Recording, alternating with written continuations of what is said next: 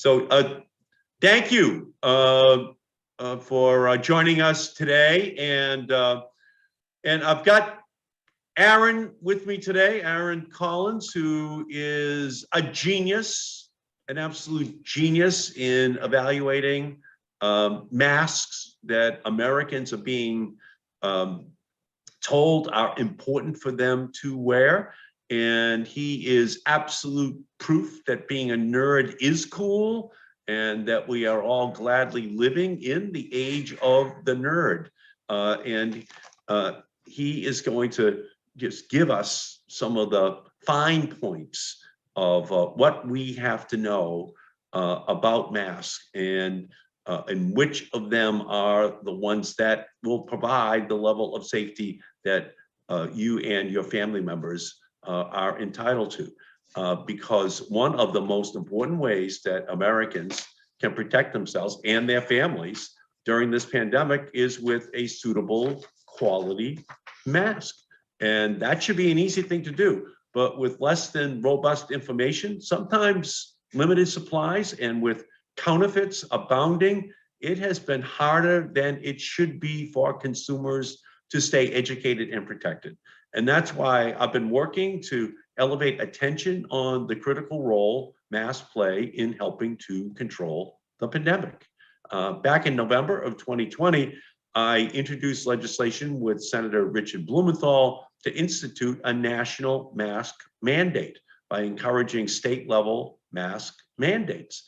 And I'm also a co-sponsor of Senator Bernie Sanders' legislation to send high-quality masks to every household in America.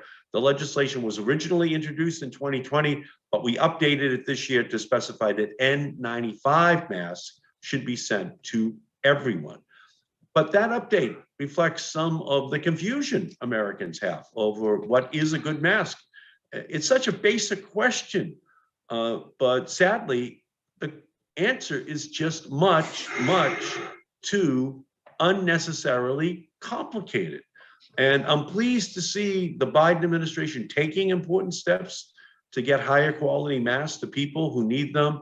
Last week, the CDC updated its masking guidance to say that the general public can use respirators, which is just a fancy term for masks that have a higher quality, such as N95s and KN95s.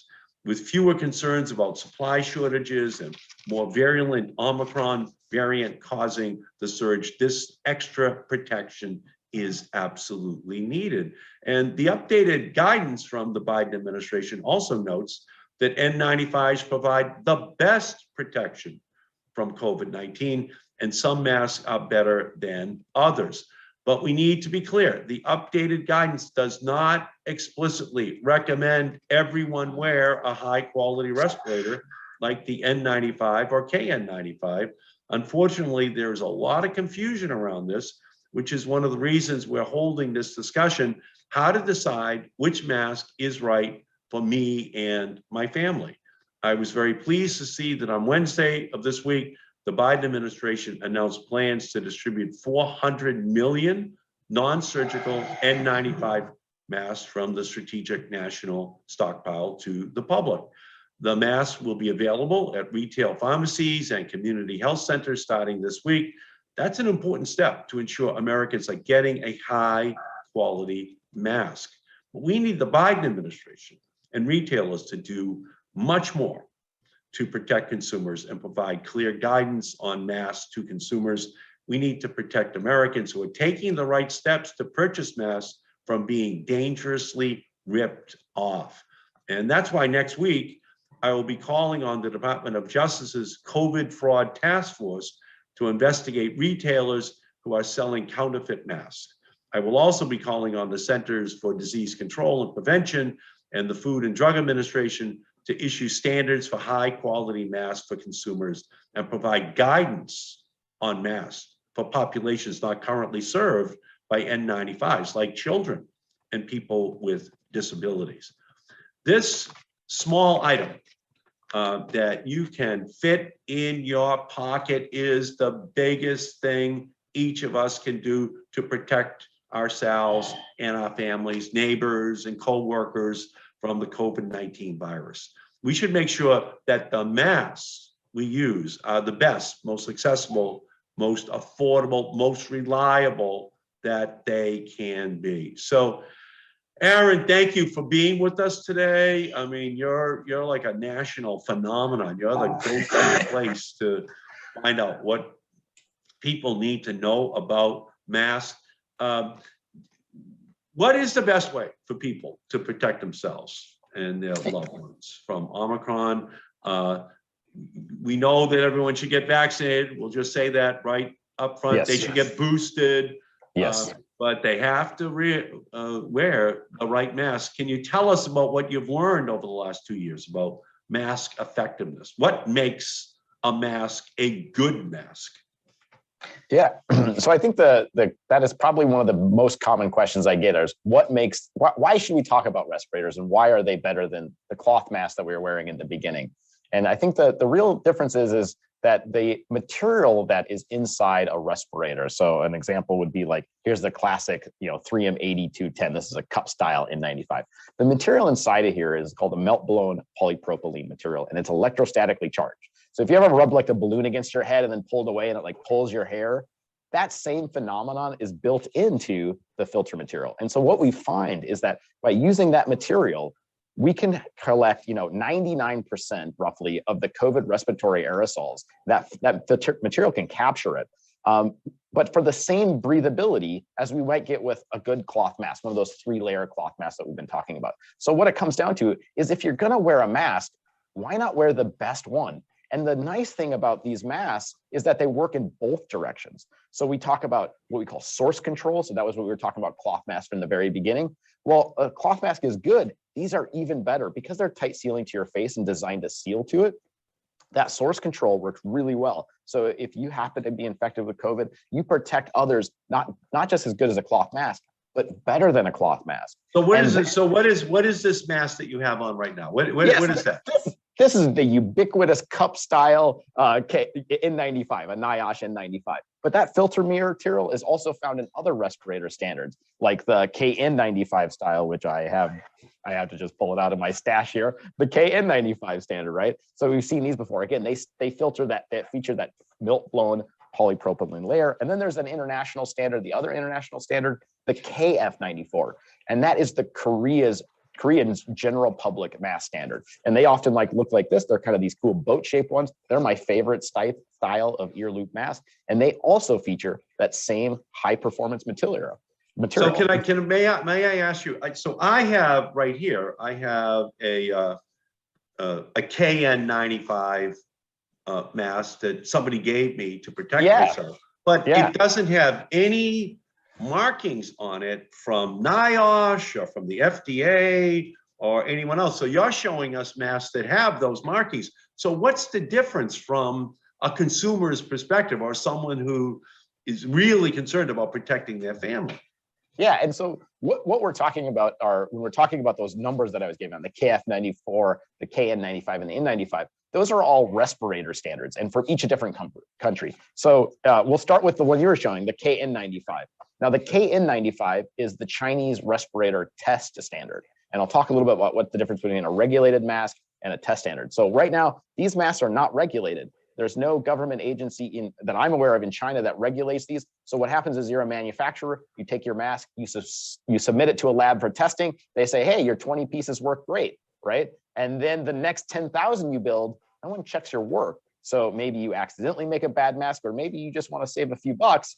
That's kind of the problem. When we look at other mask standards like the KF94, which I'll talk about, and the N95, those are regulated. So the government is involved in making sure the product going out is legitimate.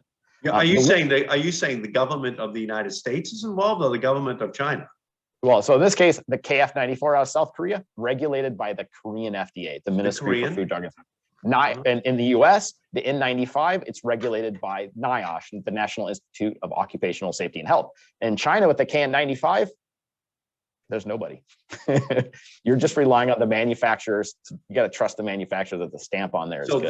This mask that I have here, a KN95, I'm just hoping that the manufacturer did a good job. But there's Yeah, there's no NIOSH certification yeah. on it. There's no And there's FDA. right, there's nothing that's giving you clues, or there's no confidence in that purchase. And in fact, the mask that you're showing actually doesn't even conform to the KN95 standard. In section 7 of the KN95, they have specific labeling requirements that you need to label both the KN95, that's the one requirement. It needs to label the standard that it was tested to, GB 2626. In this case, mine's 2006, but there's also a 2019 standard.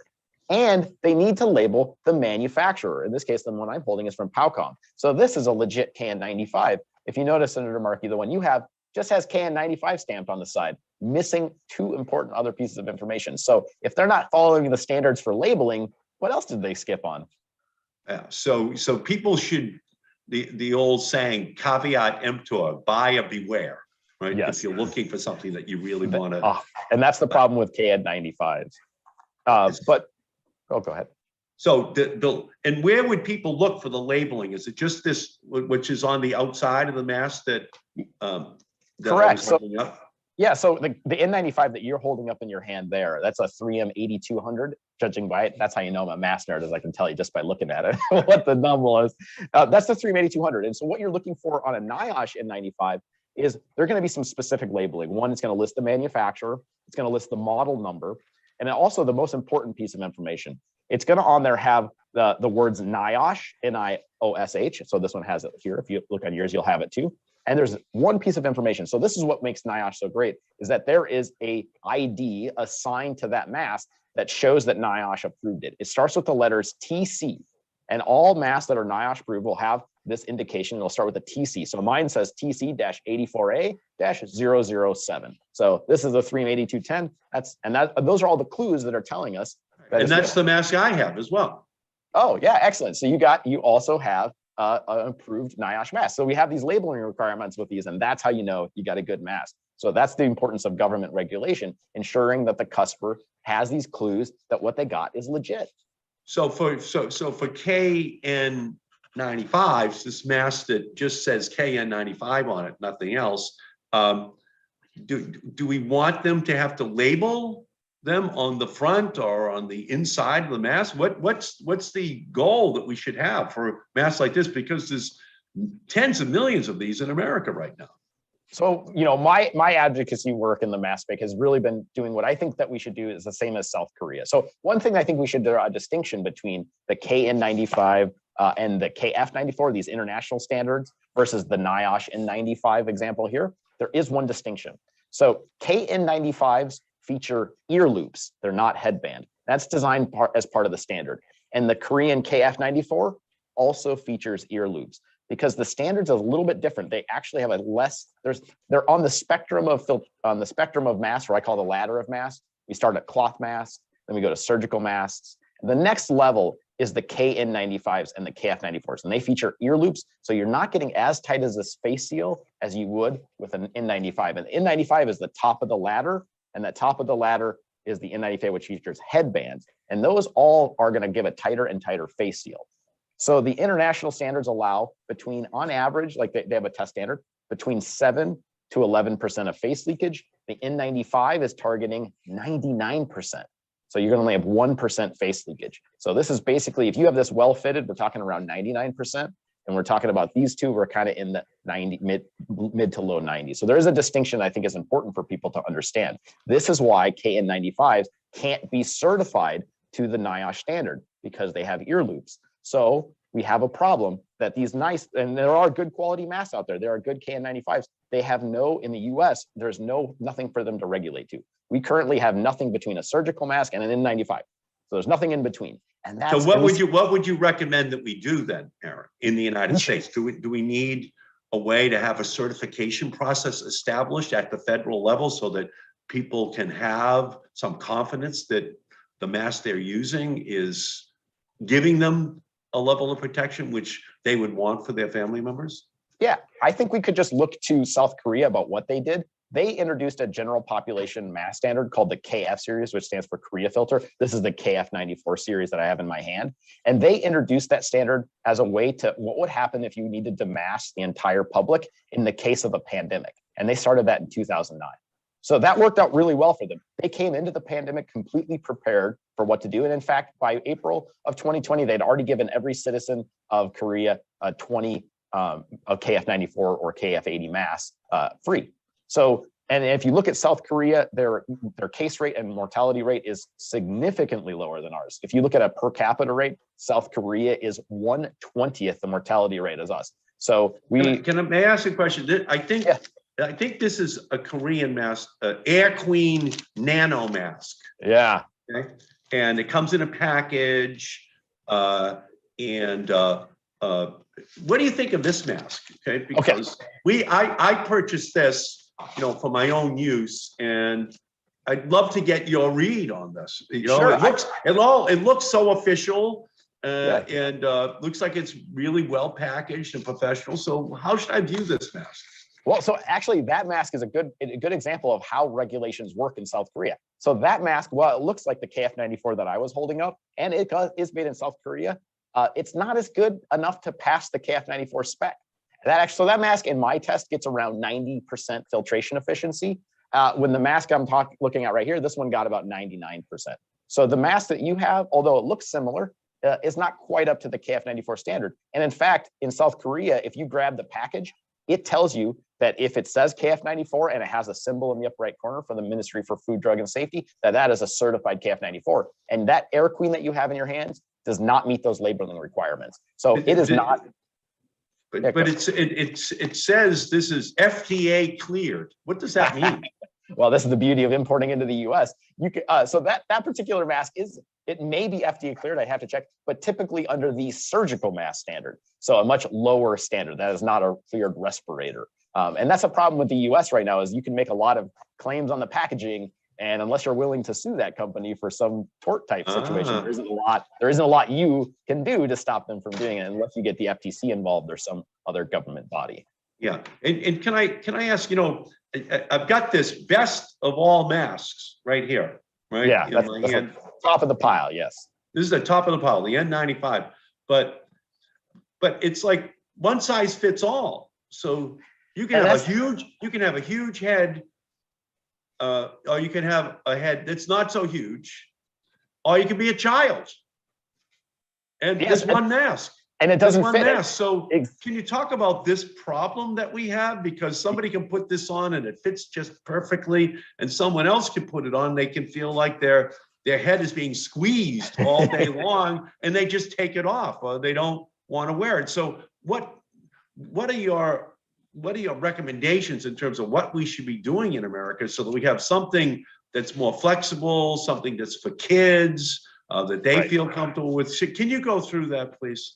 Yeah, absolutely. So again, it comes back to, so I'll use the South Korea standard again as a reference, and then we'll jump to about how we can improve it. So South Korea created their standard, and you can get South Korea, these masks are available. I don't have an example with me, but all the way from tiny little kids masks, all the way to giant massive masks. So they actually do it by sizes. You can buy a small, a medium, a large, an extra, extra large.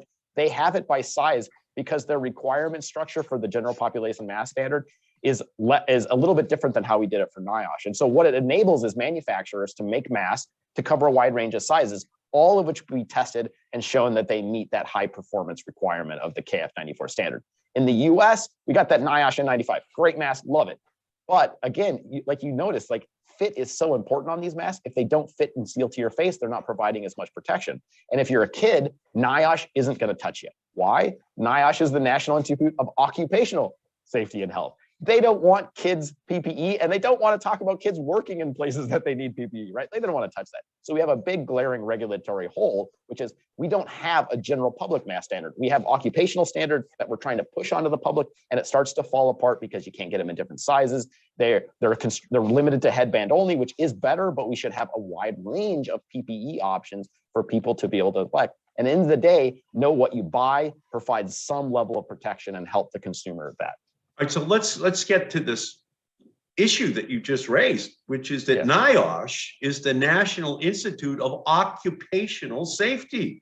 So that agency does a great job saying to someone who works in an industry where they might be exposed to toxic materials, this is a good mask for you, and we absolutely certify it for you. But NIOSH doesn't do the same thing as you're saying for children or for COVID, for Right. Omicron. They don't do it. Right. So what would you recommend then that we do as a nation to make sure that we've got standards that are in place and are enforceable for masks other than what NIOSH does? Otherwise, you're trying to take NIOSH and move it over for other purposes for which it was never originally intended, even as good of a job as it does. No, they're great masks, but yeah, right. We got to make the standard fit the application, and the application is not workplace here. This is general public.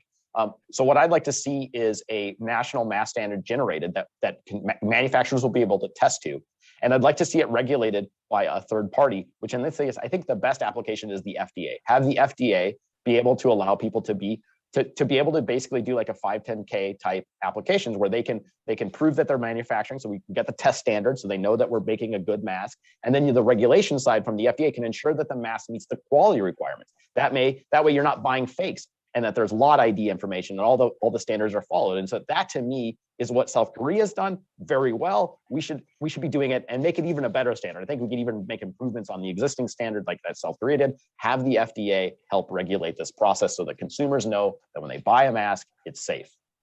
And so for children, what do you recommend that the government does? I think it's a simple solution. Simple.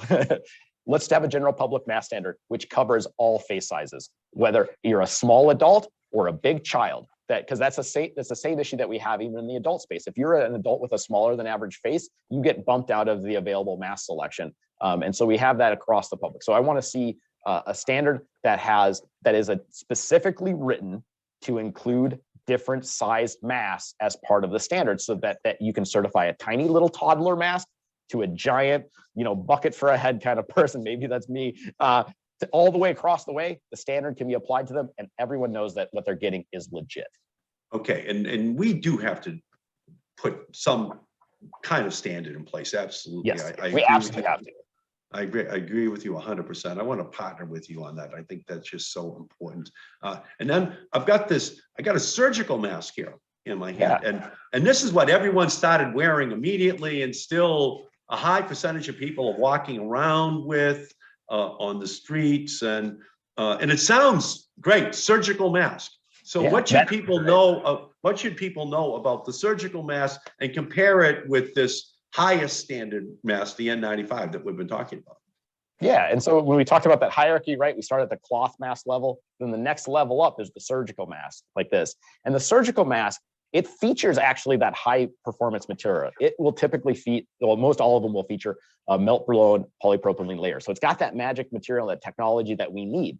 The problem with surgical masks, well, they have the material, they lack the fit. And so when we talk about masks, it's filtration. Do they have the filtration media in it? Do they have the fit? And this lacks the fit, because when you install it, it gaps on the side that if you're like me and it has like a really junky nose wire, it's blowing air into your eyeballs all the time. And so that while it has the filter media, the fit doesn't perform well. So in my experiments that I've done in my lab, aka my bathroom, because I'm a private lab testing kind of guy.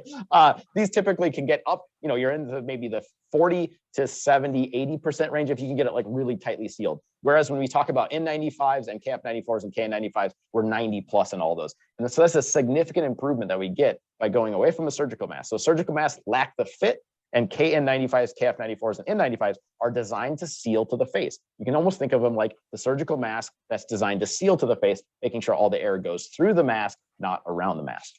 So you would recommend to people, if they're going to be spending money, that they don't buy surgical masks if they have if they have access to a KN95 or.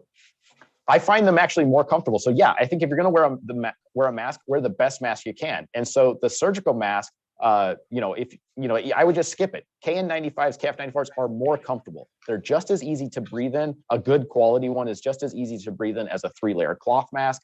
And the nice thing is that they seal to your face and keep the mask away from your mouth. So you can wear a mask and communicate. They don't limit your speech. When you breathe in, you're not chewing on the mask. So I actually find them more comfortable. So if you're going to wear a mask, why not pick the one that's more comfortable and that provides significantly better protection to others and to you as the wearer. And again, say the name of those masks so that people can hear it once again. What would that be? So Chinese standard KN95. Got to be a little careful because there are counterfeits out there. But Right. there are nonprofits like Project N95 and other companies that are vetting these masks so you can purchase them from there. KF94 is South Korea standard. Again, ear loop style mask regulated by the Korean FDA. If you can make sure it came out of South Korea when you buy it, it is very likely to be. I've tested hundreds of these. All are high performing. I haven't found a fake it through a vetted supply list. And then, of course, N95s. These are awesome. You can go to the Home Depot, Lowe's, Menards, your local hardware store. You can pick them up there. We heard the announcement that the Biden administration will be handing these out. 400 million of these going out to people. These are a great option. I love, they do feature headbands, so they are a little tighter to the face. If you make sure it seals to your face as best as you can, you're going to get really excellent protection and help protect either against Omicron, or what I like these is it doesn't matter what wave, what variant. This works against every variant that we know now, and then work against the next variant because it stops the mode of transmission. The mode of transmission is the inhalation of these COVID respiratory aerosols, and that stops it. Doesn't matter what variant. So again, sometimes though people who have an N95 mask might say, "Oh, it's too tight on my head," and then someone else in the same family puts it on and go, "Well, it's perfect for my head." So what should the government be doing to make sure that there are, I guess, different size, loops or bands? Should we be mandating that it's not one size fits all, because people get discouraged and they use a lower level mask because it's more comfortable for them, because this is uncomfortable for a lot of people. So what should we be doing in order to deal with that issue? That's a really good question. And I think I look at it a little. So yes, the regulation should include these mask testing on a general public. So we should be verifying that the mask that the person is selling can fit a wide range of face sizes. So that should be part of the regulation. But I also think that when we once we let a problem be identified, so the problem that we're saying is, well, that adults have very different faces and kids have every different faces. It's like shoes. What I like in size 10 may not what you like in a size 10 shoe, right? So it's the same problem that we have, that everyone has different physical features. And so what we want to do is say, that's the problem. I want a mask that fits really tightly to a huge population. Let the engineers go be nerds that we are and come up with solutions. But if we don't say that's the problem, then I can't go solve that problem. So what I want to say is, here's our problem. Let's kick off a mask project. Let's use some government funding to go create masks that fit the widest range of face sizes and accelerate that, offer that, patent, get rid of patents or let that accelerate out and provide manufacturers that technology. I think we could solve this from just a purely technological standpoint. There are great technology that I've seen coming out about how to seal faces, elastomeric respirators that they don't look like Darth Vader masks. They're well designed and they're really soft and get almost a perfect seal to your face. We can do it. So do you have a good kids mask there with you right now? I don't with me, but I can grab one. It's up to you. I don't know how much your live streamers. It takes me about 12 seconds to run and grab one. Let's go do that. Let's. Right. I think we need to see what is the state of the art for protection for kids. It's adapted to kids. A lot of people, in many instances, think of kids as they're just small adults. Therefore, we'll just kind of have a smaller version of what the adults have when they have special needs. So do you have a good example there? Yeah, I got one right here. So this is a KF94. It's printed. Look at that. It looks just like you would think with a cloth mask. So we have cool designs so kids feel comfortable wearing them. Here's one example. Here's another example with tiny little emoji characters on it. And so these masks, I have a 6-year-old son myself. He wears these to school every day. He's at school right now. This is what he's wearing. They have that same high filtration media inside of them. They're designed, it's a much smaller mask. It's ear loop. So, we talk about this a little bit of compromise, but with ear loops with kids, it's easier for them to get it on and off. To me, this exists already. We just need to make sure that we can get this standardized in the US with a government regulation so that consumers can go out and buy a high quality mask, know it works. And here, you can have a kid have just the same protection as an adult. I think. Right, so where is that mask made, Aaron? It's coming out of South Korea. South Korea, yeah. So what's the issue in the United States in terms of our manufacture of these masks, which would increase the likelihood that there would be, some standards that the public could rely upon. Yeah, so I'm going to show you a mask right here. So this is the B&X mask. This is a US manufacturer. It looks a lot like that KN95 that I showed you. This is a US company to make a high quality mask. They have to certify their mask to the KN95 test standard. This is an American company that makes a mask here that now is certifying their mask to a Chinese standard, because there's just no standard for the US for ear loop style masks or for kids masks. We need a standard that's US, so that US manufacturers can bring their equipment here, build masks, and test to that standard. And without that, we're going to keep relying on international standards. Okay, and where do you think that should be? Not at NIOSH, but what agency do you think would have their best home for a job, a very important job for, like that this is? Yeah, so these masks right here, who regulates these? The FDA. So to me, it's a no-brainer. We're already doing this with surgical masks at the FDA level. Let's let them introduce a standard for the general population for in the use of a pandemic. What do we need? Have the FDA regulate these just like they do with surgical masks and other things like that. We can easily the CDC should help write a standard where we focus on getting general public. So we want wide range of face sizes. So we get a standard written out there and have the FDA regulate the manufacturing of that. And then we have this nice, combination. Good standard for protection, regulation, so that consumers know what they're getting, and the FDA should be, in my opinion, the one that does it. But I am not a government expert, so that's just my. Again, and I'm not a mask expert, so we're just trying to put it together here today, so we can get your expertise built into what the government expects, so that the American public is best protected. So that surgical mask which you held up, you said that's regulated by the FDA? Yeah, the FDA can regulate these masks. Is there an FDA marking on that surgical mask that you have? So there is not. I'm not sure the labeling requirements for surgical masks and non-sterile masks. So I'm not an expert in the surgical mask world. There is a ton of regulation in that space. That's where a lot of the test standards came from, and there's different requirements for testing that. So I will be honest, I am not a specialty in the surgical mask world, but I do know that the FDA currently regulates them. To me, it's the only government organization that has the requirements for quality. It involves health, clearly. And so that to me fits within that. And it takes it out of the occupational space, because again, we don't want an occupational mask standard for the general public, which are wearing these to the grocery store and they're not working. So, and kids for sure aren't working as well, but they will need protection against COVID. Right, but a surgical mask could have a marking on it, right? Could, yeah. I mean, it's not. Look at it and say that's. Huh? The ability to mark and label masks or the packaging is not the technical challenge. Someone just needs to know what that number needs to be and what the labeling system be.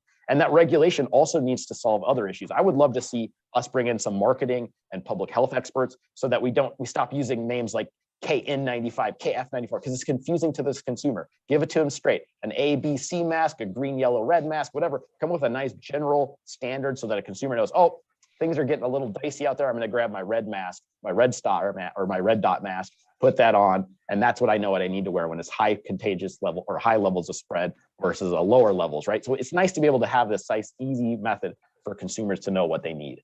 Yeah, so you're saying it should be more like when you walk through an auto dealership and you can go over and see it's 5 stars for safety, 4, 3, 2, 1. So you can decide, well, I don't have any kids, so I can maybe get a car that has less protection, but I've got 2 kids I'm going to put in the back seat, so I need a 5-star. So right now, that's very confusing. It's almost impossible with the masks to know. I have 20 hours on YouTube of me talking about masks, and I still haven't explained it all. That tells you it's a confusing marketplace for consumers. I think that's why there's a lot of attention on some person in his bathroom in Minnesota testing masks, is that there's no one that's really can explain it to people. And even me, I've tried my best, and it's still, we'll have a 30-minute conversation here about masks, and I don't think we still explained it all. It's way too confusing for consumers, and I don't blame them for being upset about this. Way too confusing. And could you hold up a cloth mask and then explain what the concerns should be for people who are just wearing a single cloth mask, if you have a cloth mask there? Yeah, I got a cloth mask. So this is one from Allele. It's a cycling brand out of California. I like them. They're a cool company. They made a cloth mask. The problem with cloth masks is there's 2 things. One, not a lot of them fit very well, so they don't really seal to your face. And cotton is not designed to filter. It's a good intermediary when we had no other choice. But we have 30 years of development of filter material So, will this cotton mask, the same breathability, so the same amount of effort to breathe in, you're going to get significantly better filtration efficiency if we used an engineered material, something designed specifically to filter. So, good at capturing spittle and droplets and stuff like that and helping protect people. It still doesn't necessarily provide that much protection, and we need to move on from them. You would just recommend to people that they shouldn't be wearing cloth masks at this point. They should be moving up at least to a surgical mask, and we should be trying to get a marking on the surgical mask so that they know that it is FDA approved. But the cloth mask should be. I have one here. I wore it for a while, I wore a Red Sox cloth mask for a while in the beginning because there were no other masks. But we're beyond that point now. Is that what you're saying? Exactly. Yeah, we needed something quickly. We used our 1918 pandemic technology to start this. Let's move on. It's 2022. We have tons of great tools to solve the pandemic, and we should use them. Okay, and let me ask you something about this. This is a box of eye masks by Pactent and premium ear loop face mask, and it says ASTM level 3. So what are they talking about when they say ASTM level 3? It looks official. Oh, and it is. It's actually a great, that's actually our surgical mask standard. So ASTM is the American Society of Testing and, you're really testing my engineering knowledge, testing and maybe methods. Don't quote me on that one. I have to Google it. It's the engineering group that regulates how we do tests. And so they have the level 3. So the level 3 mask requires 3 tests. There's the BFE test, the bacterial filtration efficiency test, and then there's a particle filtration test and a fluid resistance. There are standardized tests that you can take a surgical mask to and make sure it meets those standards. It's our test standard for surgical masks. And then it gets regulated by, I think, from what I understand, the FDA. So that is kind of what we need to emulate with the KN95 standard. But ASTM level 3, it's our test standard for surgical masks.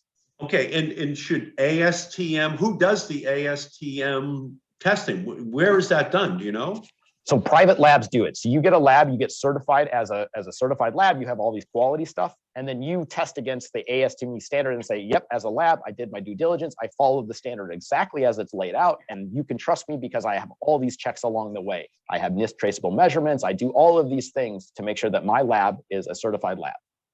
And can we trust them? Okay, but that's a step below having the federal government do it. So what's the level of confidence that we can have in that process? So those labs, and now you're getting into some metrology discussion, which is a little bit beyond what I know exactly all the details of. But those labs themselves have to be certified to that. So the KN95 actually has a list of approved labs. We could do the same thing in the US. Have a list of here's how you become an approved lab to test so that we know that we can audit that lab and make sure that they're doing the right thing and not just putting a check mark on every box and just moving the thing along. So there are very easy ways to do that. And I think it's currently done in the US as it is now.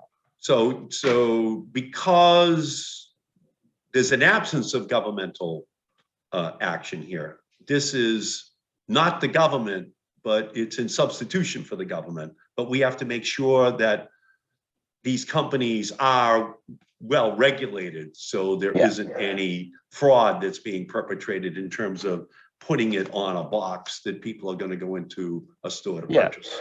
Correct. Yeah. And that mask, and again, I'm not super familiar with the surgical mask regulations, but I'm pretty sure that you can have FDA cleared and FDA approved masks. But it does leave an issue that you can buy Chinese surgical masks in the US that do not meet the ASTM level standard. You never know it. There says surgical mask. They could even be, FDA registered, because that's like a non-existent term that just means you wrote to the FDA saying you want to do it. There's all kinds of weirdness around this. I would love for this to get clarified and be very clear that when you buy something, you know it's real and you know what level of protection it offers. We got to do that. You are great. And so where should people go to learn more about masks, Aaron? What's your website? What do they need to know about how to get access to the information they're going to need?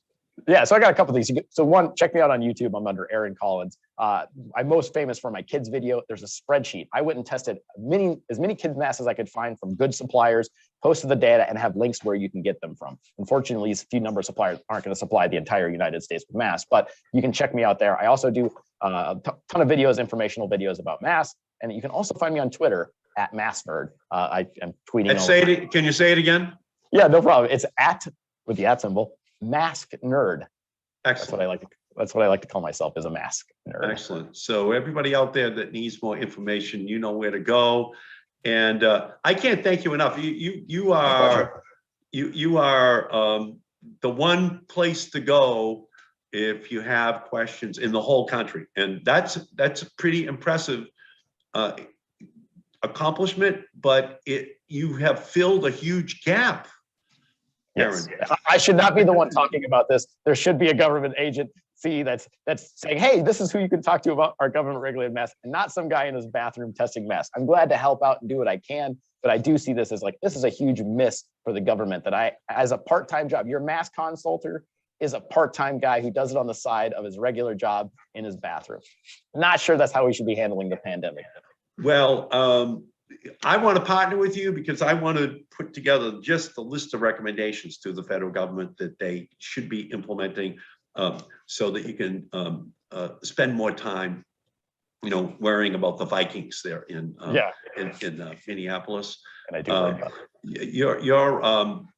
You are an incredible asset to our country, invaluable. And so for everybody who is out there, go to Aaron's website, Mask Nerd. He's waiting for you, wants to help you out. And I think you're going to do a lot more good for our country in the next several months. I want to partner with you to make sure I'd learn love to the lessons make some change, and implement the solutions, right? The solutions that the American people are really desperate for. We hope that Omicron is not replaced by the next COVID and the next, but we can't be guaranteed of that. So let's put in place a permanent standard for masks. Yes, because it's probably going to be a big part of our lives for the foreseeable future. And my father always said, try to start out where you're going to be forced to wind up anyway, because it's prettier that way. So we're going to be forced to wind up with standards. Let's do them up front. So that the next wave and the next wave and the next wave give much more predictability, and maybe even adopting what you're saying in terms of red, blue, sure, 5-star, 4-star, 3-star. Just make it easy for the American people. Exactly. Make it easy. Don't make someone have to explain it for 30, 40 minutes here in a call, right? This conversation should have been, go get the A, B, or C mask and you're done, right? Yeah, that's what I want to see happen. So I'll give you the final 1 minute to everyone who's watching today, Aaron. Wear a good mask. When we talk about how COVID spreads, it is respiratory aerosols, it's talking, it's breathing. If you're not masked, you have the chance to either spread it to others or get it yourself. And if you're going to wear a mask, wear the best one you can. There are lots of great ones out there. We're going to be seeing a ton of N95s. So please wear it. Wear the best high quality respirator. It needs to seal tightly to your face. It needs to have good filtration efficiency. So look for a KF94, a KN95, or an N95, and just please wear one, and we'll get through this. And I think the amount of protection and the level that these could have worked at, we could have done so much better, and we still can do so much better. So let us all wear a good high filtration mask. You're a great man, Aaron. You're providing an enormous public service, and we should just listen to you and act on it. Thank you, my friend. My pleasure. Really great to be with you today. My pleasure. Thank you very much for having me.